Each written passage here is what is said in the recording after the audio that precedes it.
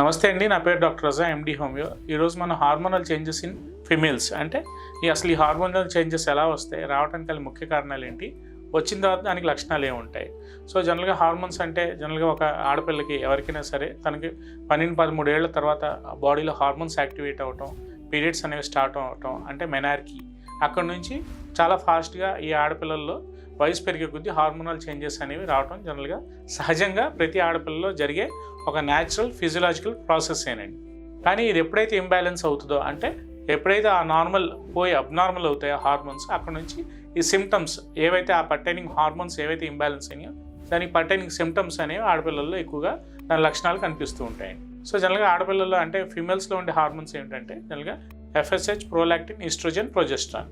So ఈ FSH, PRL, oestrogen, progesterone hormones అనేవి జనరల్గా ఇంబ్యాలెన్స్ అవటం. ఇంబ్యాలెన్స్ అంటే ఈ రోజుల్లో మనకు ఉండే లైఫ్ స్టైల్ వల్ల కానీ, మనం తినే ఫుడ్ హ్యాబిట్స్ వల్ల కానీ, లేదంటే ఎక్కువసేపు గంటలు మనం సిట్టింగ్ జాబ్స్ వల్ల కానీ, లేదంటే ఈ కాలేజెస్ కానీ, లేదంటే స్కూల్స్లో ఎక్కువసేపు గంటలు అవర్స్ టుగెదర్ 8 to 10 hours ఎటువంటి ఫిజికల్ ఎక్సర్సైజ్ లేకుండా, ఫిజికల్ మూమెంట్ అనేది లేకుండా ఒకే చోట అలా కూర్చుని పోవటం వల్ల కానీ, లేదంటే ఒబేసిటీ ఏదైతే మనం ఇంతకుముందు మన వీడియోస్లో మనం మెటబాలిక్ డిసీజ్ అని చెప్పుకున్నామో ఆ మెటబాలిక్ డిసీజ్ వలన వచ్చే హార్మోనల్ ఇంబ్యాలెన్సెస్ కానీ జనరల్గా ఇవన్నీ ఇన్ఫ్లుయెన్స్ అవుతూ ఉంటాయండి. సో దీంట్లో ఏంటంటే ఊబకాయం అంటే obesity is the main reason for the hormonal imbalances. అంటే అమాంతంగా వెయిట్ పెరిగిపోతూ ఉంటారు.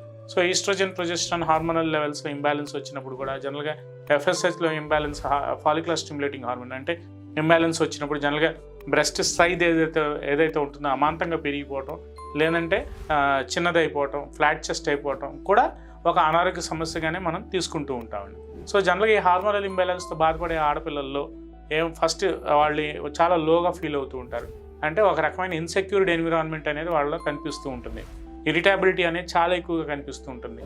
తొందరగా చిరాకు పడుతూ ఉంటారు, కోపం వచ్చేస్తూ ఉంటుంది, తొందరగా వస్తువులు ఇసురు కొడుతూ ఉంటారు, వస్తువులు పగలు కొడుతూ ఉంటారు. సో ఒక రకంగా వాళ్ళు ఏం మాట్లాడతారు అంటే ఒక రకమైన వైలెంట్ నేచర్ అనేది ఈ హార్మోనల్ ఇంబ్యాలెన్సెస్ వల్ల జనరల్గా డైరెక్ట్గా కాకపోయినా ఇండైరెక్ట్గా బాడీలో వాళ్ళ మైండ్ మీద పడి జనరల్గా ఇట్లాంటి irritable behaviours, short tempered natures అనేవి జనరల్గా చాలా ఎక్కువగా కనిపిస్తూ ఉంటాయి. ప్లస్ దీంతోపాటు ఇంకొక మెయిన్ హార్మోన్ ఏంటంటే టెస్టోస్టిరాన్.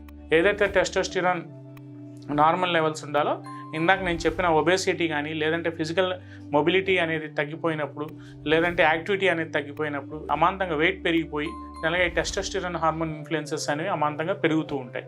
సో ఇలా పెరిగినప్పుడు ఏమవుతూ ఉంటాయంటే ఫస్ట్ వచ్చేది పీరియడ్స్లో ఇంబ్యాలెన్స్. అంటే నెలసరులు సరిగ్గా రాకపోవటం, ఈ గెడ్డాలు మిసాలు రావటం, ఈ చిన్న ఏరియాలో హెయిర్ అది రావటం, జనరల్గా నెక్ అనేది డార్క్ బ్లాక్ అంటే నెక్ చుట్టూ నల్లటి వలయాల్లాగా రావటం, జనరల్గా యాక్సిలరీ ఏరియాలో కూడా స్కిన్ అనేది బాగా డార్క్ నల్లగా అయిపోవటం, చర్మం అనేది మందంగా అయిపోవటం, ఫ్రాంటల్ బండ్లెస్ అంటే జుట్టు అనేది ఊడిపోవటం, జుట్టు అనేది పల్చన పడిపోవటం, లేదంటే తల దువ్వినప్పుడు జుట్టు అనేది కుచ్చులుగా ఊడిపోవటం, బేస్ వాయిస్ ఏదైతే ఉందో ఒక మేల్ టైప్ ఆఫ్ వాయిస్లోకి రావటం.